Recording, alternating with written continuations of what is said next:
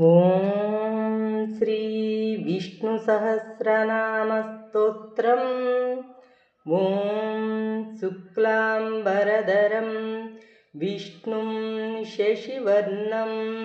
चतुर्भुजं प्रसन्नवदनं ध्यायेत् सर्वविघ्नोपशान्तये। यस्य द्विरदवक्त्राजा पारिषज्यः परस्य तं विघ्नं निघ्नन्ति सततं विश्वक्सेनं तमाश्रये।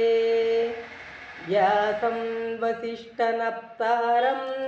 शक्तेः पौत्रमकल्मषं पराशरात्मजं वन्दे सुखतातं तपोनिधिं। व्यासाय विष्णुरूपाय व्यासरूपाय विष्णवे नमो वै ब्रह्मनिधये वासिष्ठाय नमो नमः। अविकाराय शुद्धाय नित्याय परमात्मने सदैकरूपरूपाय विष्णवे सर्वजिष्णवे यस्य स्मरणमात्रेण जन्मसंसारबन्धनात् विमुच्यते। नमस्तस्मै विष्णवे प्रभविष्णवे। ॐ नमो विष्णवे प्रभविष्णवे। श्रीवैशम्पायन उवाच श्रुत्वा धर्मानशेषेण पावनानि च सर्वस्य युधिष्ठिर शान्तनवं पुनरेव अभ्यभाषत। युधिष्ठिर उवाच किमेकं दैवतं लोके किं वाप्येकं परायणं स्तुवन्तः कं कामच्छन्तः प्राप्नुयुः मानवाः शुभम्। को धर्म सर्वधर्माणां भवतः परमो मतः किं जपन्मुच्यते जन्तुः जन्म संसारबन्धनात्। श्रीभीष्म उवाच जगत्प्रभुं देवदेवम् अनन्तं पुरुषोत्तमं स्तुवन्नाम सहस्रेण पुरुषः सततोत्थितः तमेव चार्चयन्नित्यं भक्त्या पुरुषमव्ययं ध्यायन् स्तुवन् नमस्यंश्च यजमानः तमेव च। अनादिनिधनं विष्णुं सर्वलोकमहेश्वरं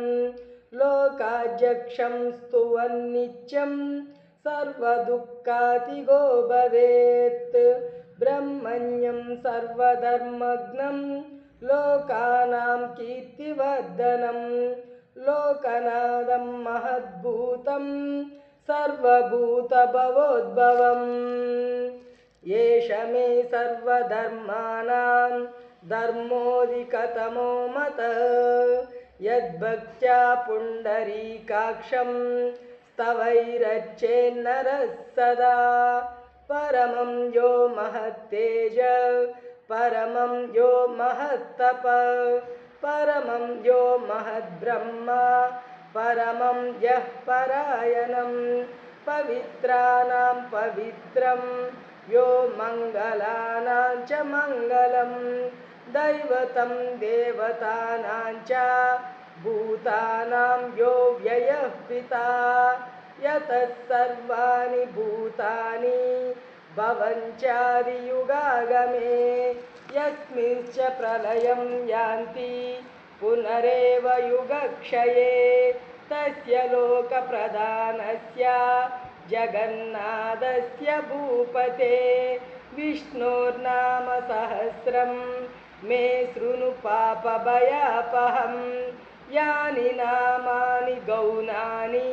विख्यातानि महात्मनः ऋषिभिः परिगीतानि तानि वक्ष्यामि भूतये। विष्णोर्नाम सहस्रस्य वेदव्यासो महान् ऋषि छन्दोनुष्टुप् तदा देव भगवान् देवकीसुत अमृतांसूद्भवो बीजं शक्तिर्देवकी नन्दन त्रिसामा हृदयं तस्य स्याञ्चद्दे विनियुज्यते विष्णुं जिष्णुं महाविष्णुं प्रभविष्णुं महेश्वरम् अनेकरूपदैत्यान्तं नमामि पुरुषोत्तमम्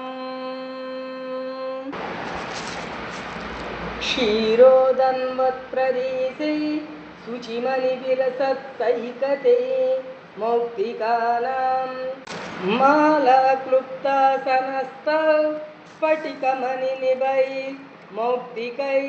मालाक्लुप्तासनस्तस्फटिकमणिनिभैर्मौक्तिकैर्मण्डिताङ्ग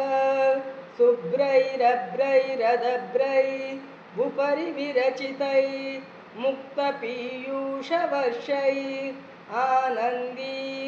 नः पुनीयात् हरिनलिनगदा शङ्खपाणि मुकुन्द भूः पादौ यस्य नाभि वियदसुरनिल चन्द्रसूर्यौ च नेत्रे कर्णावासास्तिरोज्जौः मुखमपि दहनो यस्य वासो यमब्धि अन्तस्थं यस्य विश्वं सुरनरकगगो भोगि गन्धर्वदैत्यैः चित्रं रम्यते तं त्रिभुवनवपुषं विष्णुमीशं नमामि शान्ताकारं भुजगशयनं पद्मनाभं सुरेशं विश्वाकारं गगनसदृशं मेघवर्णं शुभाङ्गं लक्ष्मीकान्तं कमलनयनं योगिहृज्यानगम्यं वन्दे विष्णुं भवभयहरं सर्वलोकैकनाथं मेघश्यामं पीतकौसेयवासं श्रीवत्साङ्कं कौस्तुभोद्भासिताङ्गं पुण्योपेतं पुण्डरीकायताक्षं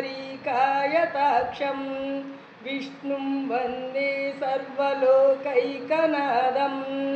सशङ्खचक्रं सकिरीटकुण्डलं सपीतवस्त्रं सरसीरुहेक्षणं सहारवक्षस्थलशोभिकौस्तुभं नमामि विष्णुं शिरसा चतुर्भुजं चन्द्राननं चतुर्बाहुं श्रीवत्साङ्कितवक्षसं रुक्मिणी सच्चभामाभ्यां सहितं कृष्णमाश्रये ॐ विश्वं विष्णुर्वषट्कारो भूतभव्यभवत्प्रभु भूतकृद्भूतभृद्भावो भूतात्मा भूतभावना भूतात्मा परमात्मा च मुक्तानां परमागति अव्ययः पुरुषः साक्षी क्षेत्रज्ञोऽक्षर एव च योगो योगविदां नेता प्रधानपुरुषेश्वर नरसिंहवपुः श्रीमान् केशवः पुरुषोत्तमः सर्वस्यर्वशिवस्थाणु भूतादिर्निधिरव्यय सम्भवो भावनो भर्ता प्रभव प्रभुरीश्वर स्वयंभूशम्भुरादित्य पुष्कराक्षो महास्वन अनादिनिधनो दाता विदाता धातुरुत्तम अप्रमेयो हृषीकेश पद्मनाभो मरप्रभौ विश्वकर्मा मनुस्त्वष्टा स्तविष्टस्तविरो ध्रुव अग्राह्यः शाश्वतः कृष्णो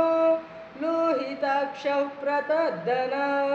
प्रभूतस्त्रिककुब्धाम पवित्रं मङ्गलं परम् ईशानः प्राणदः प्राणो ज्येष्ठः श्रेष्ठः प्रजापति हिरण्यगर्भो भूगर्भो माधवो मधुसूदन ईश्वरो विक्रमी धन्वी मेधावी विक्रमः क्रमः अनुत्तमो दुरादर्श कृतघ्नः कृतिरात्मवान् सुरेशरणं शर्म विस्मरेता प्रजाभव अहः संवत्सरो व्याल प्रत्ययः सर्वदर्शन अजः सर्वेश्वरः सिद्ध सिद्धिः सर्वादिरच्युत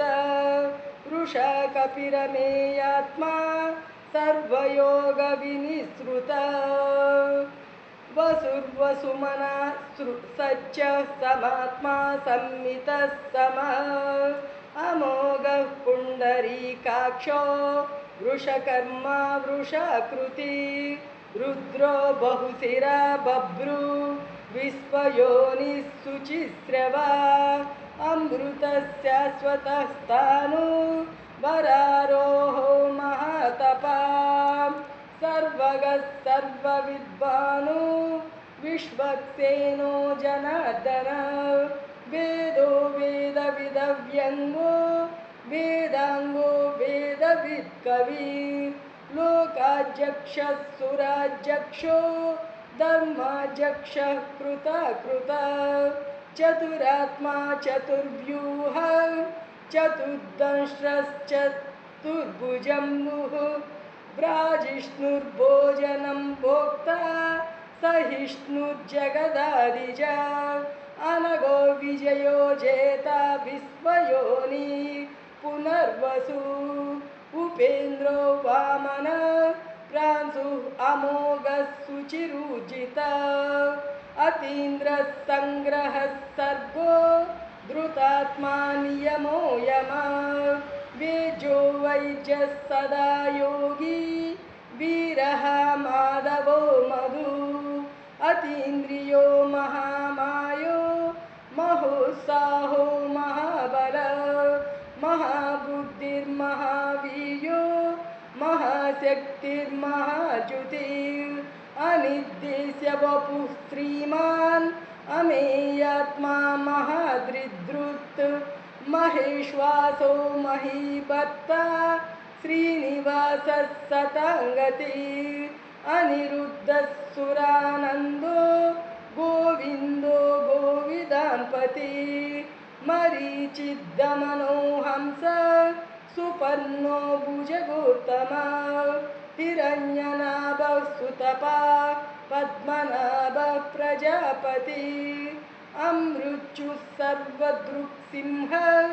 सन्दाता सन्निमान् स्थिरः अजो दुर्मर्शनस्यास्ता विश्रुतात्मा सुरारिः गुरुतमो धाम सच्च पराक्रमः निमिषो निमिषस्रग्वी वाचस्पति रुदाररी अग्रनिर्ग्रामणी श्रीमान्यायो नेता समीरन सहस्रमूर्धा विश्वात्मा सहस्राक्षः सहस्रपात् आवर्तनो निवृत्तात्मा संवृतः संप्रमर्दन अहः संवर्तको वह्निः अनिलो धरणीधर सुप्रसादः प्रसन्नात्मा विश्वसृग्विश्वभुग्विभु सत्कर्ता सत्कृतः साधु जह्नुर्नारायणो नर असंख्येयो प्रमेयात्मा विशिष्टशिष्टकृच्छुचिः सिद्धार्थः सिद्धसंकल्पः सिद्धिदः सिद्धिसाधनः वृषा हि वृषभो विष्णु वृषपर्वा वृषोदरः वर्धनो वर्धमानश्च विविक्तश्रुतिसागरः सुभुजो दुर्धरो वाग्मी महेन्द्रो वसुदो वसु नैकरूपो बृहद्रूप सिपिविष्टः प्रकाशन भोजस्तेजो द्युतिधर प्रकाशात्मा प्रतापन रुद्धः स्पष्टाक्षरो मन्त्रः चन्द्रांशुर्भास्करज्युतिः अमृतांशुद्भवो भानु शशिबिन्दुः औषधं जगतस्येतु सच्चधर्मपराक्रमा भूतभव्यभवन्नाद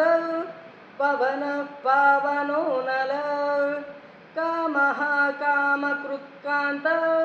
कामः कामप्रदः प्रभुः युगादिकृज्जुगावत्तो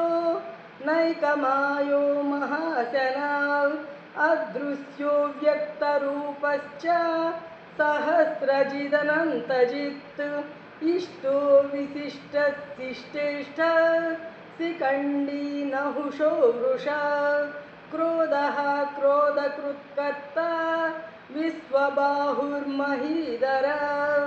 अच्युतः प्रथितः प्राणः प्राणदो वासवानुज अपान्निधिरधिष्ठानम् अप्रमत्तः प्रतिष्ठितः स्कन्दः स्कन्दधरो दुर्यो वरदो वायुवाहनः वासुदेवो बृहद्भानु आदिदेवः पुरन्दरः अशोकस्तारनस्तारः शूरः सौरिर्जनेश्वरः अनुकूलस्य तावत् पद्मी पद्मनिवेक्षणः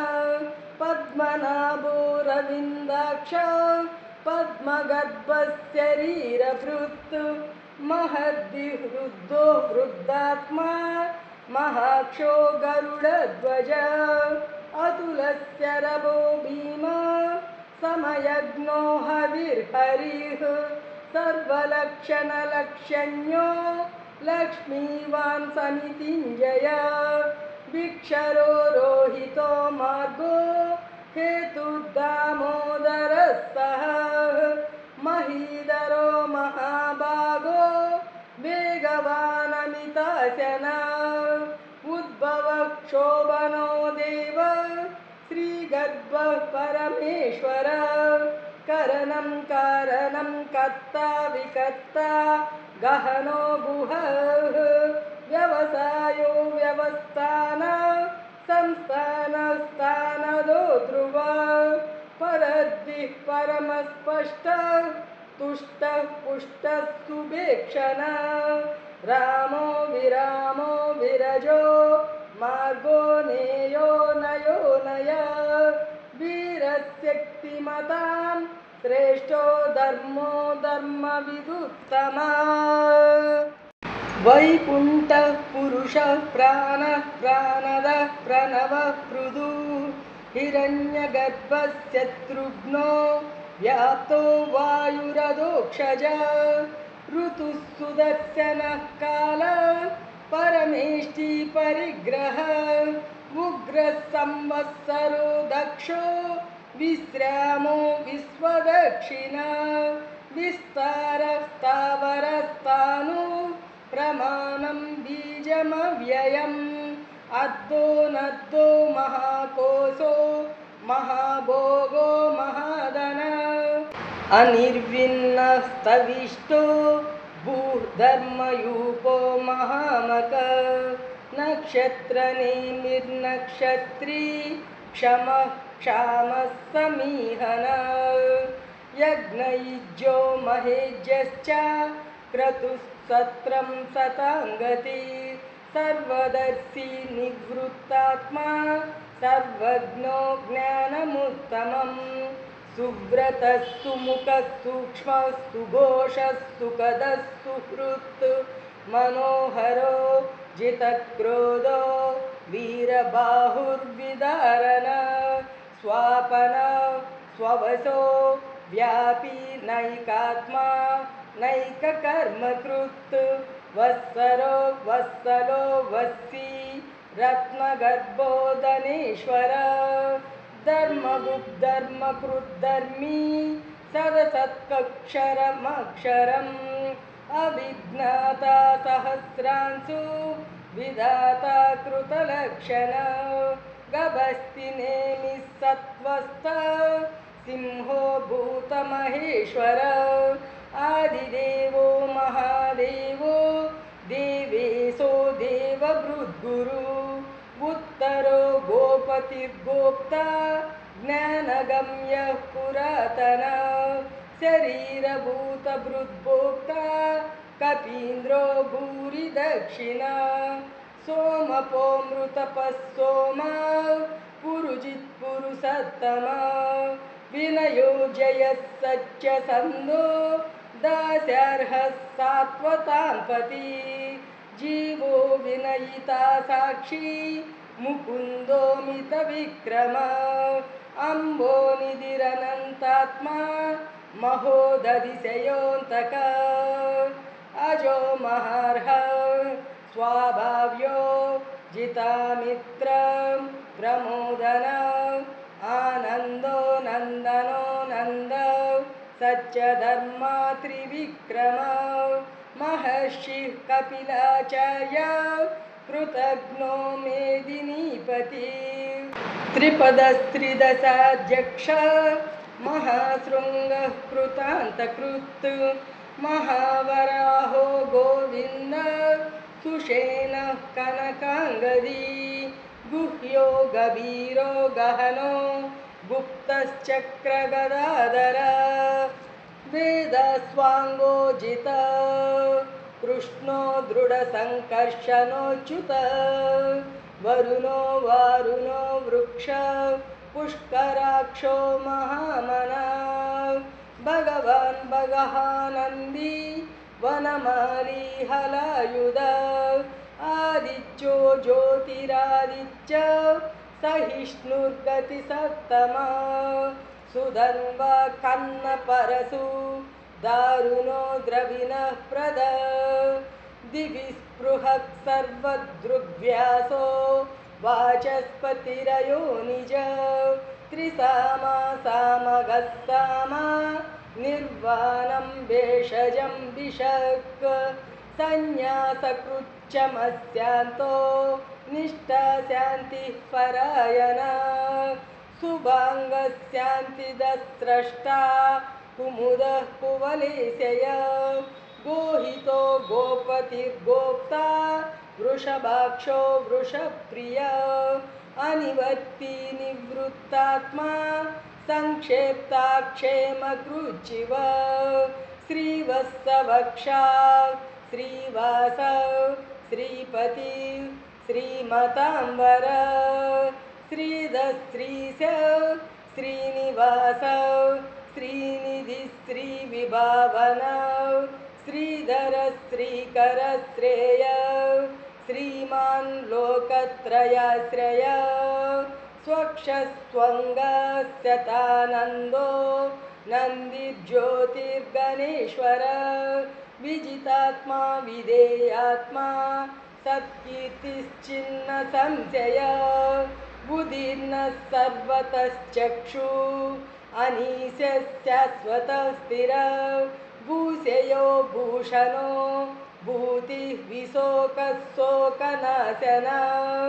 अच्छिष्मानर्चितः कुम्भो विशुद्धात्मा विशोधन अनिरुद्धो प्रतिरदः प्रद्युम्नो मितविक्रम कालनेमिनिहावीर सौरिः सूरः सूरजनेश्वर त्रिलोकात्मा त्रिलोकेश केशवः केशिहा हरिः कामदेवः कामपालः कामीकान्तः कृतागमः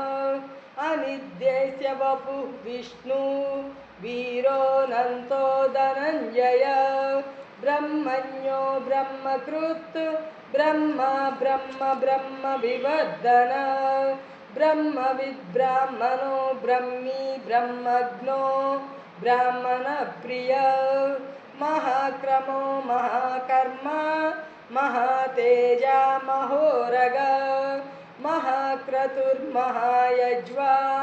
महायज्ञो महाहविः स्तव्यस्तव प्रियस्तोत्रं स्तुतस्त्रोतारणप्रिय पूर्णः पूरयिता पुण्य पुण्यकीर्तिरनामय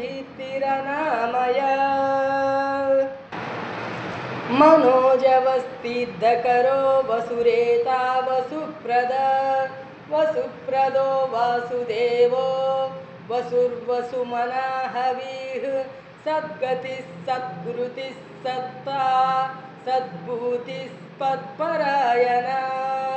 सूरसेनो यदुश्रेष्ठ सन्निवासः सुयामुना भूतावासो वासुदेव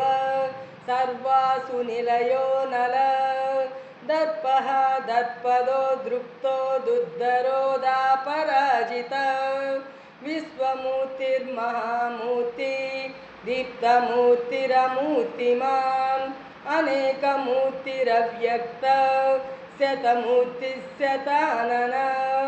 योकोनैकः सव कः किं यत्तत्पदमनुत्तमं लोकबन्धुर्लोकनाथो माधवो भक्तवत्सल सुवर्णवर्णो हेमाङ्गो वराङ्गश्चन्दनाङ्गदी वीरः विषमशून्यो घृतासीरचलश्चल अमानी मानदो मान्यो लोकस्वामी त्रिलोकधृत् सुमेधा मेधजो धन्य सच्चमेधाधराधर तेजो वृषो द्युतिधर सर्वशस्त्रभृताम्बर प्रग्रहो निग्रहो व्यग्रो नैकशृङ्गो गदाग्रज चतुर्मूर्तिश्चतुर्बाहु चतुर्व्यूहश्चतुर्गति चतुरात्मा चतुर्भाव चतुर्वेदविदेकपात् समावर्तो निवृत्तात्मा दुर्जयो दुरतिक्रम दुर्लभो दुर्गमो दुर्गो दुरावापो दुरारिह सुभाङ्गो लोकसारङ्ग सुतन्तुस्तन्तुवर्धन इन्द्रकर्मा महाकर्मा कृतकर्मा कृतागम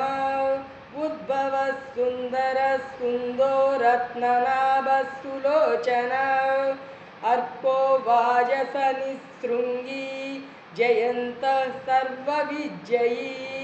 सुवर्णबिन्दुरक्षोभ्य सर्वभागीश्वरेश्वर महाह्रदो महागतो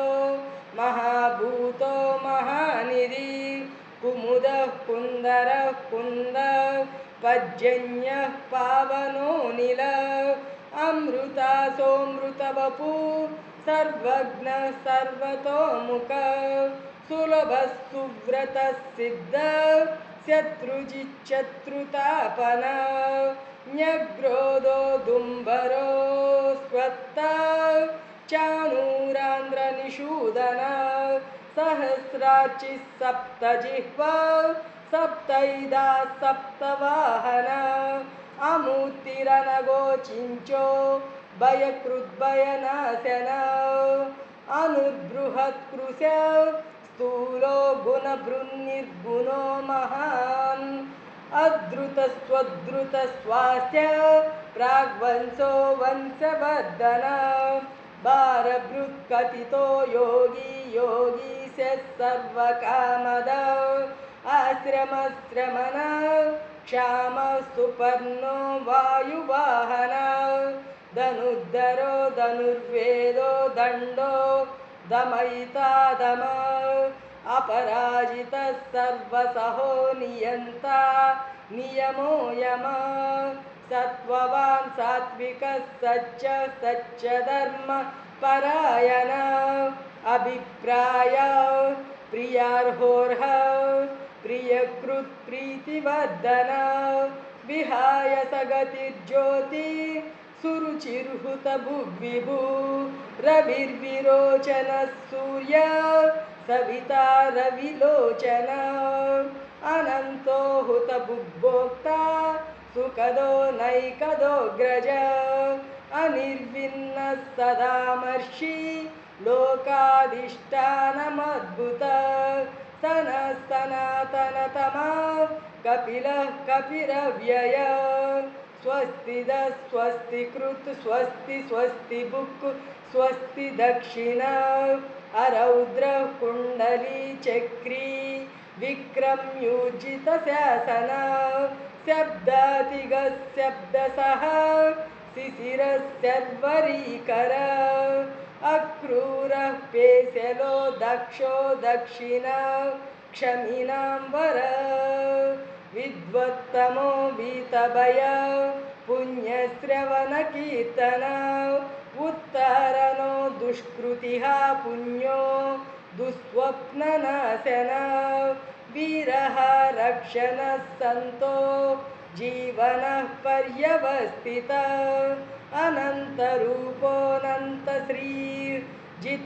अनन्तरूपोऽनन्तश्रीर्जितमन्युद्भयापः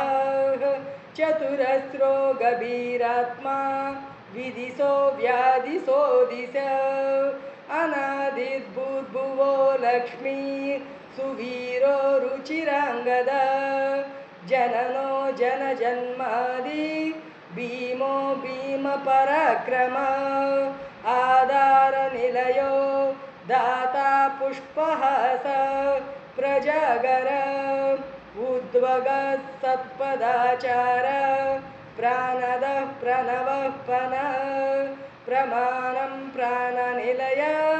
प्राणधृत् प्राणजीवन तत्त्वं तत्त्वविदेकात्मा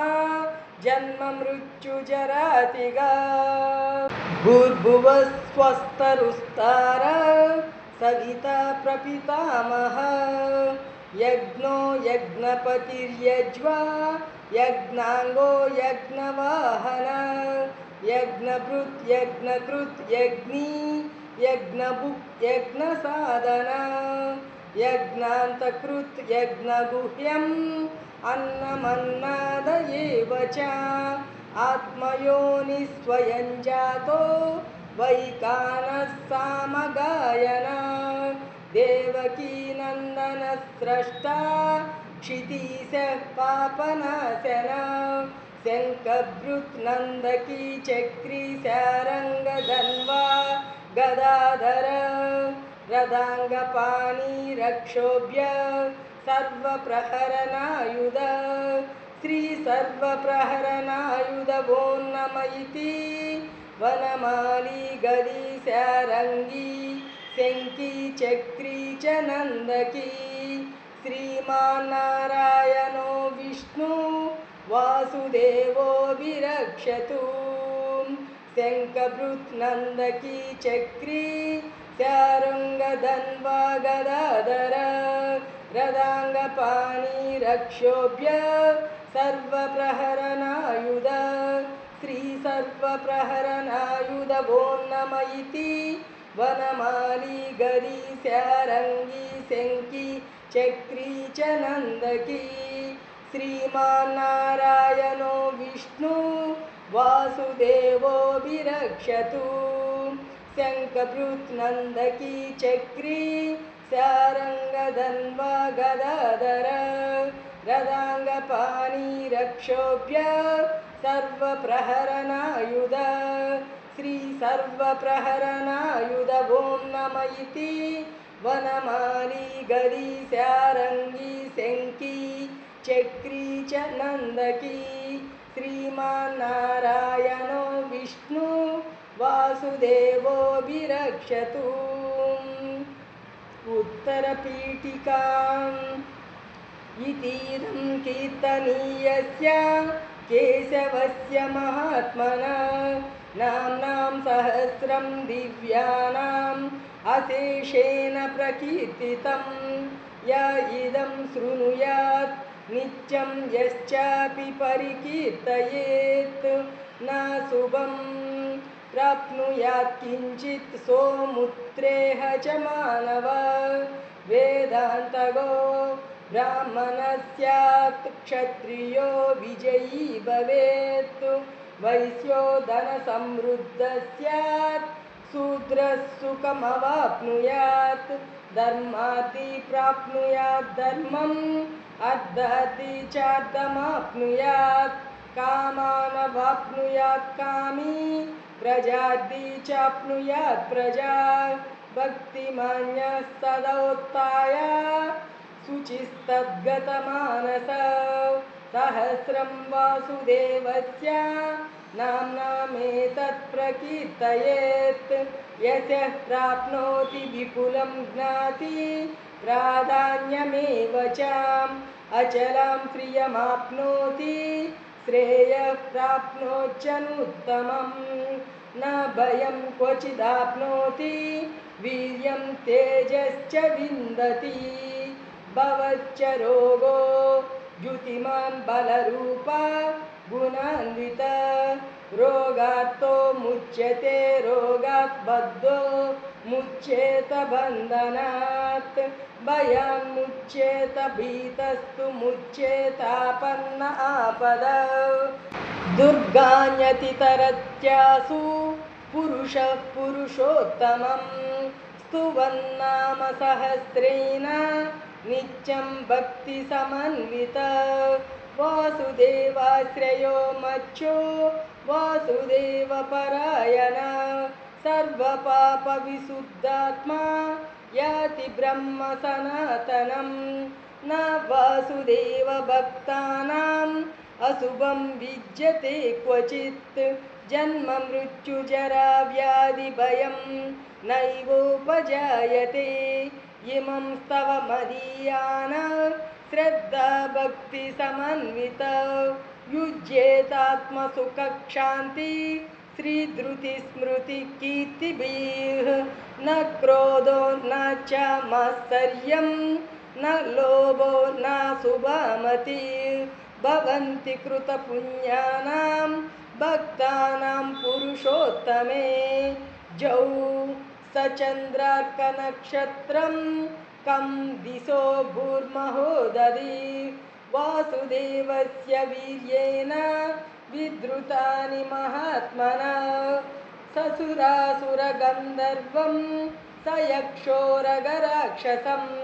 जगद्वसे वर्ततेद कृष्णस्य सचराचरम् इन्द्रियाणि मनोबुद्धि सत्त्वं तेजो बलं धृति वासुदेवात्मकान्याहुः क्षेत्रं क्षेत्रज्ञ एव च सर्वागमानामाचार प्रथमं परिकल्पित आचारः प्रभवो धर्मो धर्मस्य प्रभुरच्युत ऋषयः पितरो देवा महाभूतानि दातवा जङ्गमाजङ्गमं चेदं जगन्नारायणोद्भवं योगो ज्ञानं तदा साङ्ख्यं विद्या शिल्पादिकर्म च वेदशास्त्राणि विज्ञानम् एतत् सर्वं जनार्दनात् एको विष्णुर्महद्भूतं पृथग्भूतान्यनेकश त्रीन् लोकान् व्याप्य भूतात्मा भुङ्क्ते विश्वभुगव्यय इमं स्तवं भगवतो विष्णुव्यासेन कीर्तितं पठेज्जयिच्छेत् पुरुषः श्रेयः प्राप्तुं सुखानि च विश्वेश्वरमजं देवं जगतः प्रभुमव्ययं भजन्ति ये पुष्कराक्षं न ते यान्ति पराभवं न ते यान्ति पराभवम् ॐ नमः इति अर्जुन उवाच पद्मपत्रविशालाक्ष पद्मनाभसुरोत्तमा भक्तानामनुरक्तानां त्राता भव जनार्दन श्रीभगवानुवाच यो मां नाम सहस्रेण स्तोतुमिच्छति पाण्डव सोऽहमेकेन श्लोकेन स्तुत एव न संशय स्तुत एव न संशय ॐ नमः इति व्यास उवाच वासनात् वासुदेवस्य वासितं ते जगत्त्रयं सर्वभूतनिवासोऽसि वासुदेव नमोऽस्तु ते श्रीवासुदेव नमोऽस्तु ते ॐ नमः इति पार्वत्युवाच केनोपायेन लघुना विष्णोर्नाम सहस्रकं पठ्यते पंडितै नित्यं श्रोतुमिच्छाम्यहं प्रभो। ईश्वर उवाच श्रीराम राम रामेति रमे रामे मनोरमे सहस्रनाम तत्तुल्यं रामनाम वरानने। श्रीराम नाम वरानन ॐ नम इति। ब्रह्मोवाच नमोऽस्त्वनन्ताय सहस्रमूर्तये सहस्रपादाक्षि शिरोरुबाहवे सहस्रनाम्ने पुरुषाय शाश्वते सहस्रकोटियुगधारिणे नमः। संजय उवाच यत्र योगीश्वर कृष्णो यत्र पादो धनुर्धर तत्र श्री विजयो भूति ध्रुवा नीतिः मतिर्मम। श्रीभगवानुवाच अनन्याश्चिन्तयन्तो मां ये जनाः पर्युपासते तेषां नित्याभियुक्तानां योगक्षेमं वहाम्यहम्। परित्राणाय साधूनां विनाशाय च दुष्कृतां धर्मसंस्थापनार्थाय सम्भवामि युगे युगे। आता विषण्णा शिथिलाश्च भीता घोरेषु च व्याधिषु वर्तमाना संकीर्त्य नारायण शब्दमात्रं विमुक्तदुःखाः सुखिनो भवन्ति। यदक्षरपदभ्रष्टं मात्राहीनं तु यद्भवेत् तत्सर्वं क्षम्यतां देव नारायण नमोऽस्तुते। कायेन वाचा मनसेन्द्रियैर्वा बुद्ध्यात्मना वा प्रकृते स्वभावात् करोमि यज्ञः सकलं परस्मै नारायणायेति समर्पयामि। नारायणायेति समर्पयामि। नारायणायेति समर्पयामि।